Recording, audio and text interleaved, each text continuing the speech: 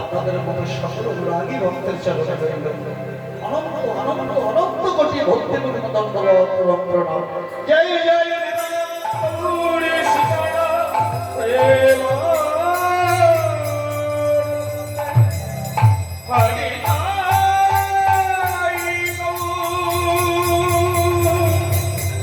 হরি হরি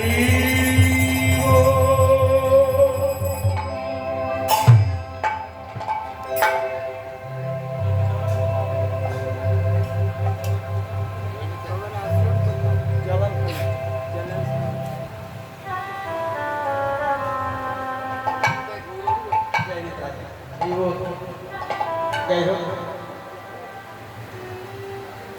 আমরা যে ভক্ত মহোদয়ের শ্রীবাস ভবনে এসেছি তিনি অত্যন্ত ভাগ্যবান। যাই তাই গৌর হরি।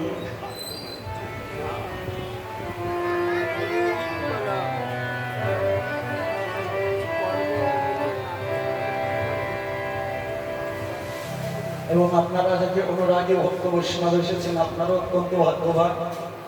আজ আপনাদের মতো ভক্ত বৈষ্ণবের সান্নিধ্যে এসে আমরাও ভাগ্যবান। হরি বল হরি বল হরি বল হরি বল হরি বল। কেননা ভক্তি জগতের মাধ্যেও মহাপ্রভুর শিক্ষা অষ্টক আমাদের সনাতন ধর্মকে মহাপ্রভু যে শিক্ষা দিলেন জানি দায় গৌর হরি।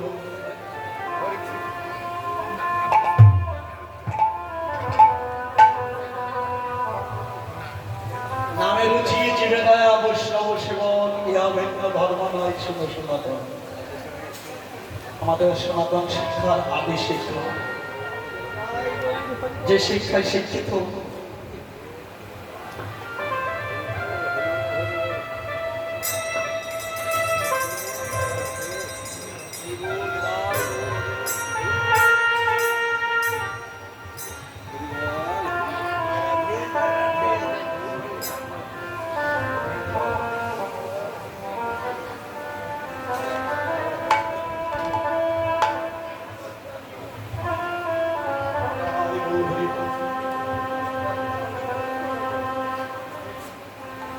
তাতে এই নারায়ণপুর গ্রামবাসী আমার খুব চেনা ভালো পরিচিত জায়গা, এটা নতুন কিছু নয়। তো আপনাদের মতো এমন ভক্ত বৈষ্ণবের চরণপ্রান্তে আসতে পেরে নিজেকে নিজে ধন্য মনে করি। আসুন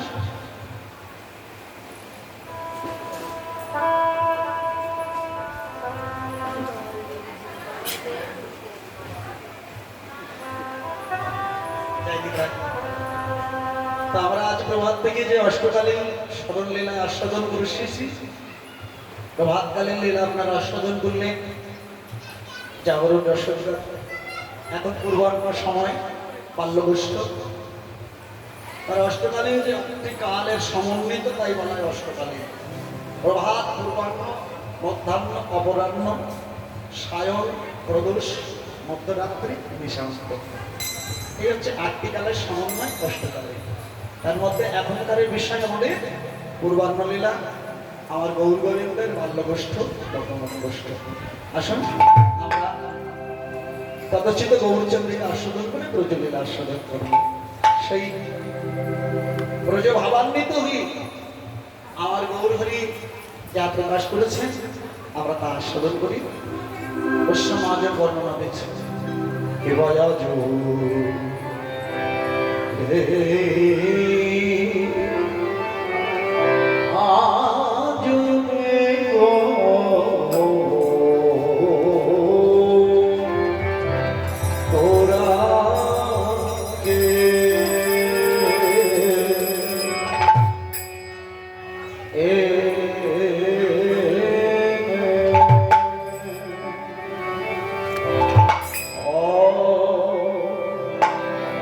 ওরা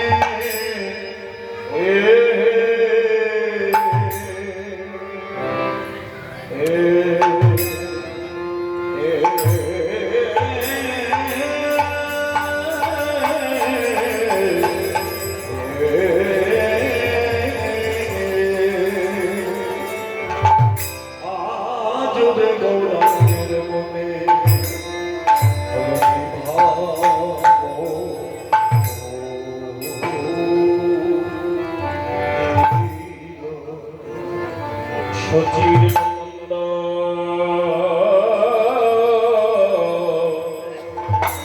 গৌর হরে হরে আজ আজুরে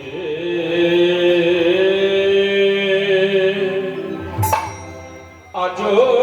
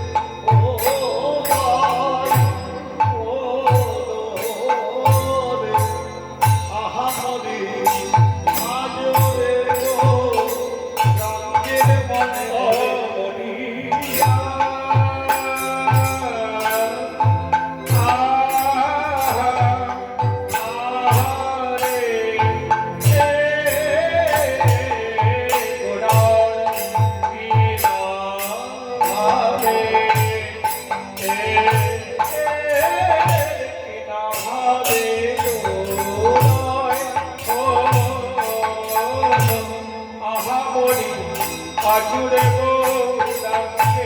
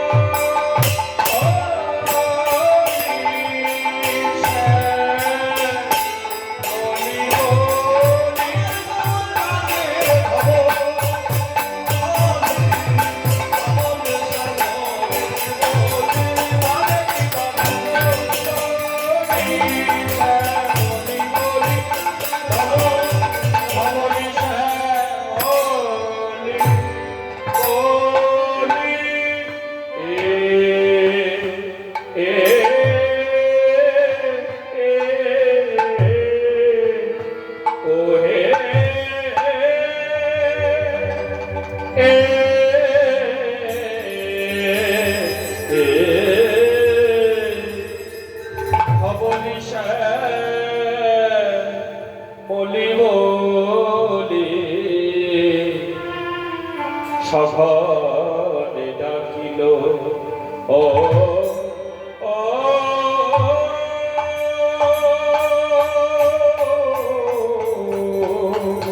ও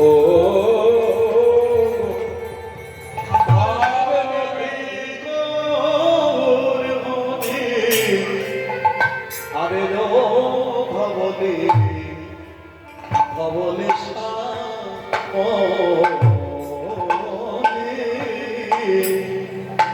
ভবনে শ্যামলি বলি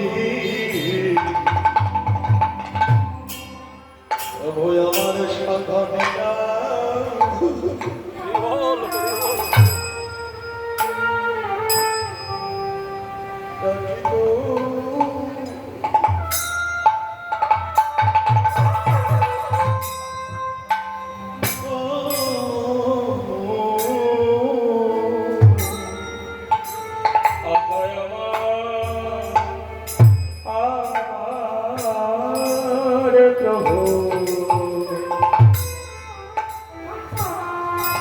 আজ সঘনে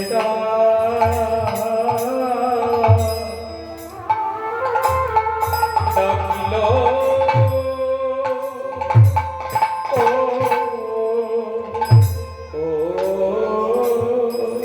ও ভয় আমার ভবনে শ্যামলি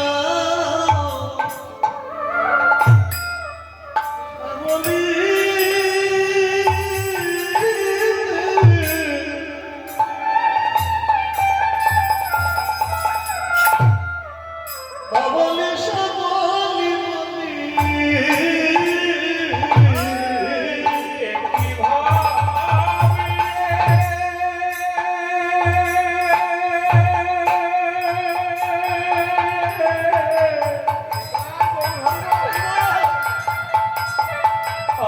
আমার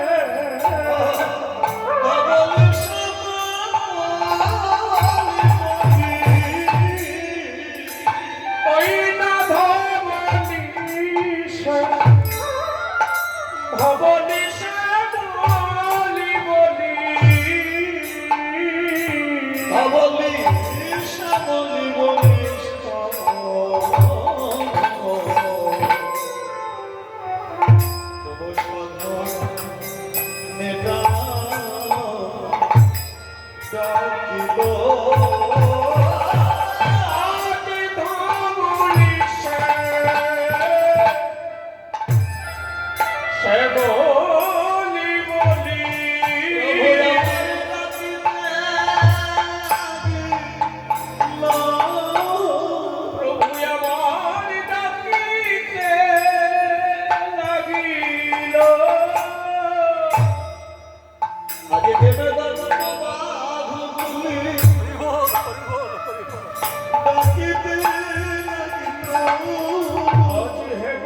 সচিদানন্দ ডাকিতে লাগিল নদিয়ার রাজপথে দাঁড়ায় প্রভু আমার ডাকিতে নদিয়ার রাজপথে দাঁড়াই ডাকিতে লাগিল এই পূর্বাহ্ন কালে ও ডাকিতে লাগিল এহেন পূর্বাহ্নকালে ডাকিতে লাগিল আমার ভক্তি পাপ কষ্ট জীবে ডাকিতে ভক্তি পথভ্রষ্ট জীবে ডাকিতে লাগিল আপন ভক্তি পথভ্রষ্ট জীবে ডাকিতে লাগিল। এই ভক্তি পথে ডাকিতে লাগিল কৃষ্ণ ভজন শিক্ষা দিতে ডাকিতে লাগিল কৃষ্ণ ভজ শিক্ষা দিতে ডাকিতে লাগিল জীবের মায়া ভুলাইবার লাগে প্রভু ডাকিতে লাগিল এই জীবের মায়া ভুলাই গৌর ডাকিতে লাগিল নিজে কেঁদে জগৎ কাঁদাইতে প্রভু ডাকিতে লাগিল ডাকিতে জগৎ কাঁদাইবে না ডাকিতে লাগিল নিজে ধরে জগৎকে ধারাইতে প্রভু ডাকিতে জগতিকে ধরাইবে ডাকিতে লাগিল নিজে ঘুমায় বাধা করে দিয়ে কড়া করে দেওয়াবে বলে ডাকিতে নিজে ধুলায় গড়া করি দিয়ে জগতিকে গড়া করি দেওয়া কৃষ্ণ কৃষ্ণ বলে কেঁদে আমার গৌর হরি কৃষ্ণ কৃষ্ণ বলে আমার গৌর হরি কৃষ্ণ কৃষ্ণ বলে কেঁদে আমার গৌর হরি কৃষ্ণ কৃষ্ণ বলে কেঁদে আমার গৌর হরি কৃষ্ণ বলে কেঁদে ডাকি ডাকিতে লাগিল ও আগে ধব লিসে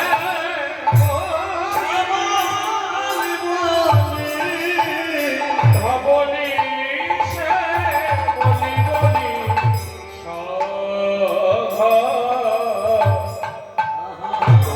সঘ নিদা দিল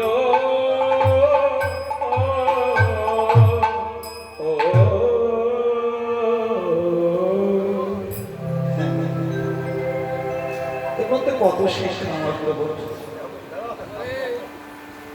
জগৎকে কৃষ্ণ প্রেমে আপ্লুত করবার জন্য তিনি কি নাম বললেন শ্রী কৃষ্ণ চৈতন্য মহাপ্রভু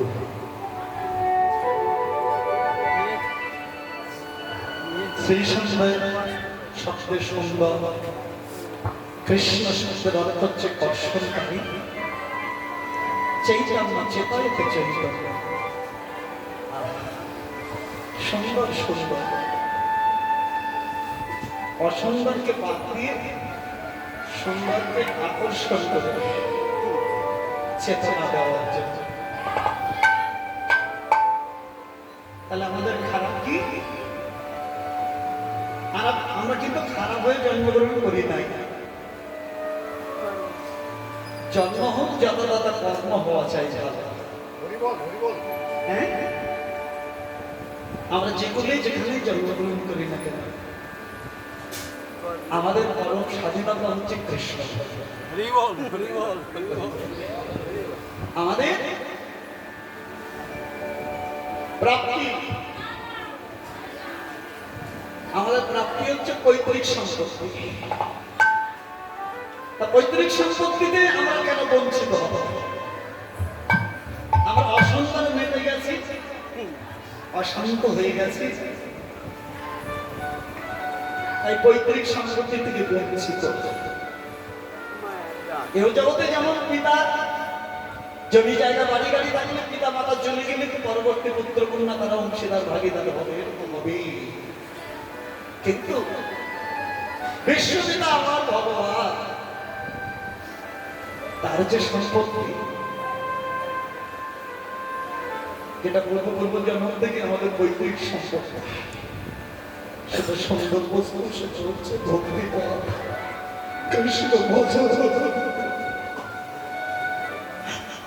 তার থেকে আমরা বঞ্চিত হয়ে যাচ্ছি ভগবানকে ভুলে।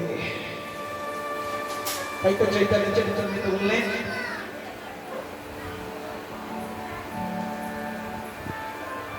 আমরা ভগবানকে ভুলে আছি, তার পরিণামটা হচ্ছে কৃষ্ণ ভুলে যে জীবনাদির বইয়ের মুখ, অতএব মায়া তারে দেয় সংসার দুঃখ।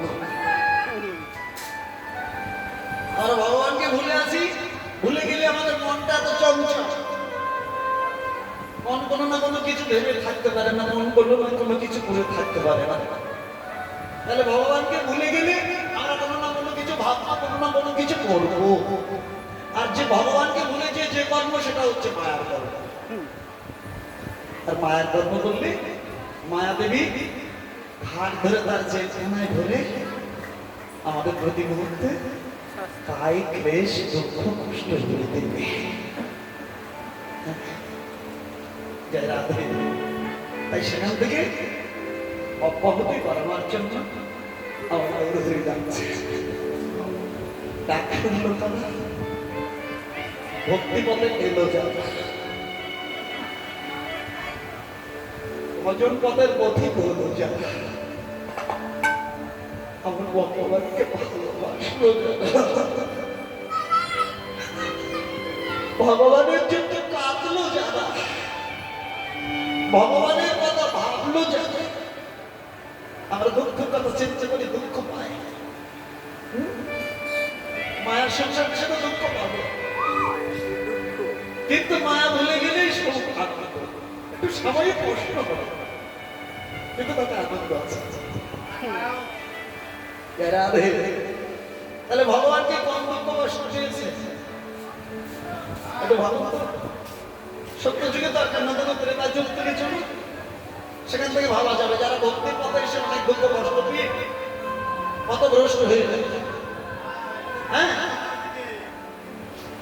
তাহলে ভগবান রামচন্দ্র যেদিন রাজা হবেন,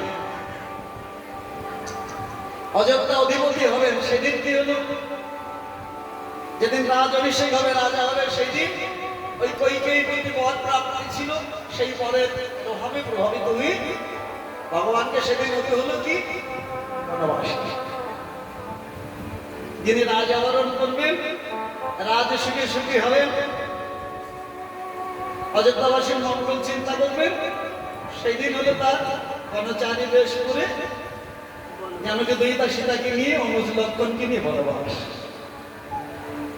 তাহলে ভগবানের দুঃখটা কম হবে। তাহলে আমরা কেউ রাজার ঘরে জন্ম নিয়ে, জমিদারের ঘরে জন্ম নিয়ে, মধ্যবিত্তের ঘরে হোক বা দরিদ্র পরিবারে জন্মগ্রহণ, যেভাবে সেভাবে আমরা চলছি, আমাদেরকে সেখান থেকে বনবাসী হয়ে কি আমাদের দুঃখ কষ্ট ভোগ করতে হচ্ছে। তাহলে ভগবানের মতো অত দুঃখিত আমরা নয়। তাতে কলিযুগে আরো সহজ উপায় হয়েছে কি, আপনি একটু দীক্ষা নিয়ে কোন রকম যদি অন্তত নিরামিষ ভোজিও হয়, প্রসাদ ভোজিও না হয়, যদি নিরামিষ ভোজিও হয়, তাও দাদার সঙ্গে তিলক নিয়ে হাতে একটা নামের মালা নিয়ে আপনি ঘুরে বেড়ান, দেখবেন আপনার অভাব হবে। কত জায়গায় সাধু সঙ্গে হচ্ছে, বৈষ্ণব সেবা হচ্ছে, প্রসাদের অভাব হবে।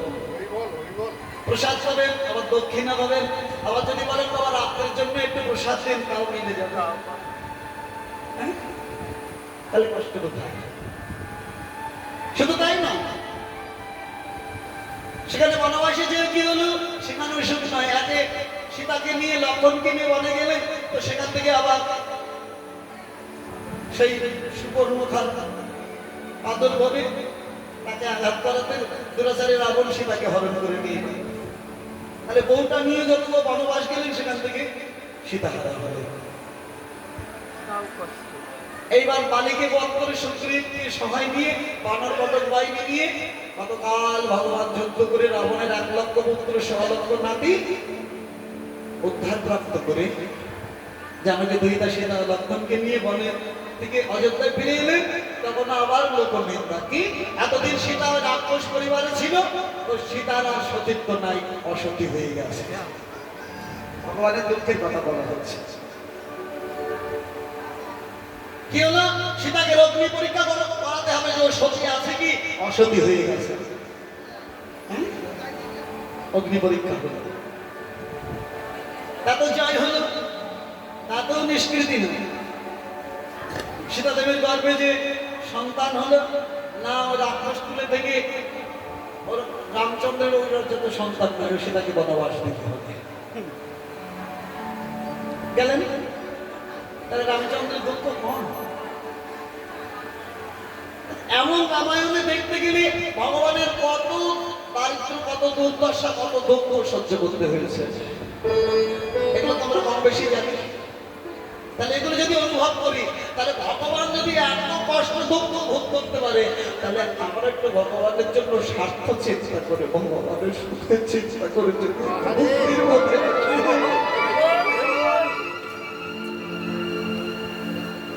তারপরে আসুন আবার তারপর যুগে ভগবানের জন্মগ্রহণ করার জায়গা পেল না। কোথায়? কংসের কারাগারে বসুদেব দৈবকী কে আশ্রয় করে ভগবান আবির্ভাব হলেন। ভগবানের তো আমাদের মতো জন্ম নাই, আমাদের জরামৃত দেহ, রক্ত হাড় মাংসের দেহ তৈরি, জন্ম আছে মৃত্যু আছে, তাই জরামৃত দেহ। আর ভগবানের দেহখানি সব জীব আনন্দ, 3টি বস্তুতে তৈরি, তাই তাকে বলা হয় সচ্চিদ আনন্দ ঘন বিগ্রহ। আমার অনাদি আদি শ্রী গোবিন্দ, সেই ভগবান এলেন কংসের কারাগারে। তাহলে সেখান থেকে ভগবানকে কত দুঃখ কষ্ট ভোগ করতে হয়েছে। 6 মাসের যিনি 6 দিনের দিন এলো, পুতনা স্তন যুগলে বিষ্ণুকে ভগবানের মুখে দিল। তাহলে ভগবানের দুঃখ কম আছে কি কম?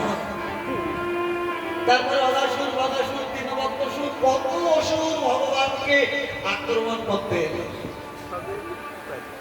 ভগবানকে তো সব জয় করতে হবে, তাহলে কম দুঃখ কষ্ট ভগবান সহ্য করে। তারপরে কলিযুগে এসে আমার শ্রীমন মহাপ্রভু রূপে কলিযুগে জীবকে হরিনাম দিতে এসে কত আঘাত, কত বৈষ্ণবদের উপর অত্যাচার, কত হরিবাসর ভেঙে দিলেন, কত ঘোর করতাল ভেঙে দিলেন, কত বৈষ্ণবের চৈতন্য ছেদন করে দিলেন। কি গো, এখন হরিবাসর হরিনাম যোগ করলে কেউ ভেঙে দেয়, কেউ ঘোর করতাল ভেঙে দেয়, বৈষ্ণবের চৈতন্য কেউ কেটে দেয়। তাহলে আমরা এর চাইতে আর কি সুখ পেতে পারি? তারপর যদি একটু হরি ভজনের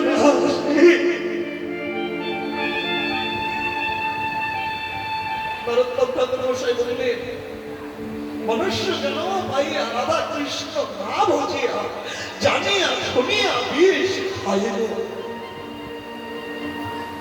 আমরা জ্ঞান পাবি, আমরা জানি ভগবানকে না দিয়ে কিছু গ্রহণ করলে সেটা চুরি করে গ্রহণ করা হয়, পাপ ভোজন করা হয়। তবে ভগবানকে না দিয়ে কেন গ্রহণ করি?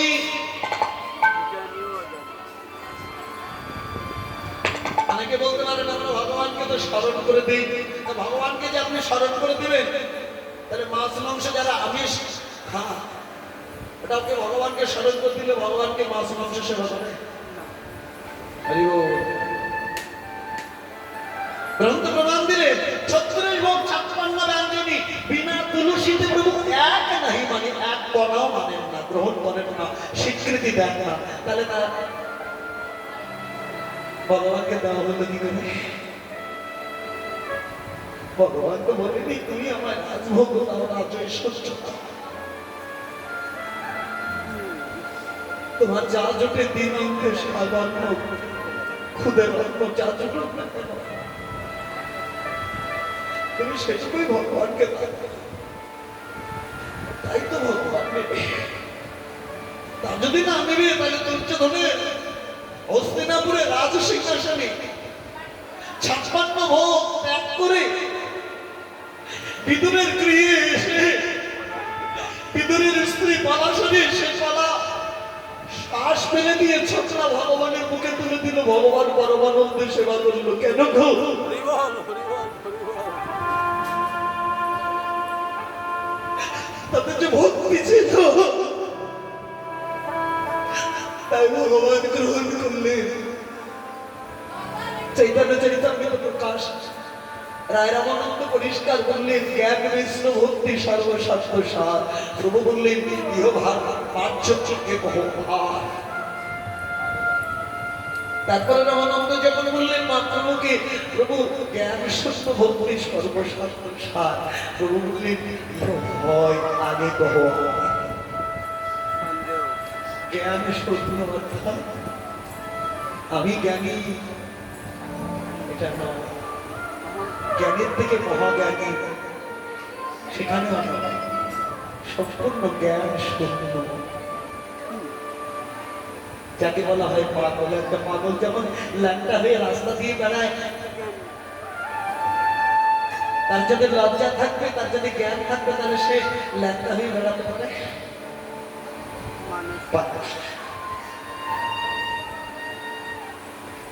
তাই যারা পাগলের মতো করে কামালের মতো করে ভক্তির পথে এলো, আমার প্রভুর ওই ডাক শুনে কথাটা তো আমরা কত শুনছি, কিন্তু আমাদের চৈতন্য উত্তম হচ্ছে। আমার গুরুদেব প্রভু বলতেন বাবা কীর্তন করতে করতে যদি তোমার বৈরাগ্য না জন্মায় ও কীর্তন করার চাইতে কীর্তন বন্ধ করে দেওয়া ভালো। যার কীর্তন পয়সার লোভে যশ প্রতিষ্ঠার লোভে আসলে গাইবে, বাহবা দেবে, টাকা দিবে, সম্মান দিবে, কিন্তু যার কীর্তন গাইবে তার মন্দিরে যে তাকে যদি কীর্তন নিত্য নিত্য না শোনা, তাকে নিজে হাতে করে যদি সেবা না করো,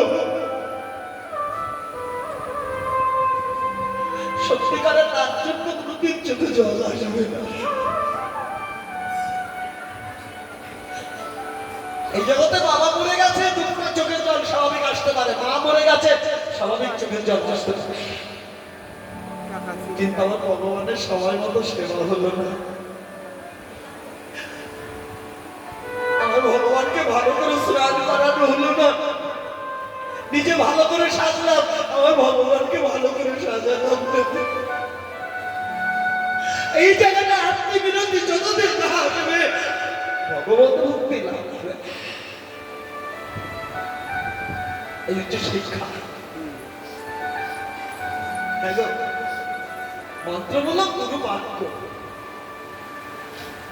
পূজামূলক গুরু পদ, ধ্যানমূলক গুরু মুক্তি, এটা যার জীবনের সম্ভব। জগতে তার কিছু না থাকলেও তার কোনো অভাব হবে না। এই সম্পত্তিটুকু যদি কারো হৃদয়ে থাকে, গুরু নাম স্মরণ করতে করতে সাতটা যদি তার গুরু মূর্তি দর্শন করতে পারে, নিতাই চাঁদের কথা বলতে বলতে নিতাই চাঁদ যদি সম্মুখে প্রতীয়মান হয়, আমার গৌর চন্দ্রের কথা বলতে বলতে আমার গৌর চন্দ্র যদি সম্মুখে দর্শন না হয়, আমার রাধা গোবিন্দের কথা বলতে যদি সম্মুখে দর্শন না হয়, সাধুগুরু বৈষ্ণবের কথা স্মরণ করতে যদি সাধুগুরু অনন্ত কোটি বৈষ্ণবের দর্শন না হয়, তাহলে দার্শনিকই কোনো লাভ হচ্ছে না। এই মহাজন বললেন আমার গৌর হরির ভাব প্রেম বোঝে কারা, এ জগতে বোঝে কে গো, জানাই তারা। বোঝে কেব হরি বল। টাটাই টাটা বুঝে বোঝা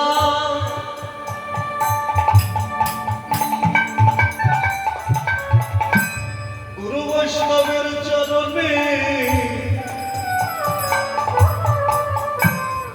দিয়েছে যারা আমার গৌর হরি ভক্ত কেবল বোঝে যারা তারা। ওগো বুঝে বুঝা এইটাই বড় বোঝা। গুরু চরণে দিয়েছে যারা আমার গৌরের ভাব বোঝে তারা। গুরু গোবিন্দ নাম বলিতে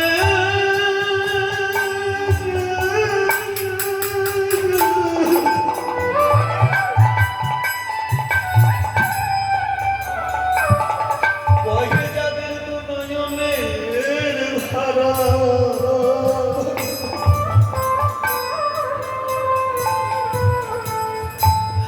আমার গৌর হরির ভাব বোঝে কেবল যারাই তারা। গৌরী বলিতে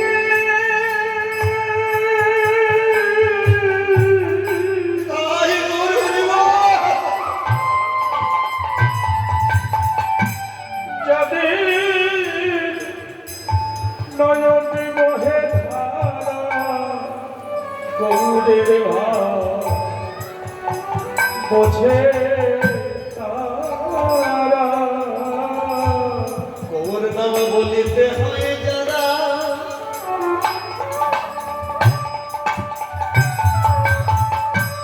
যারা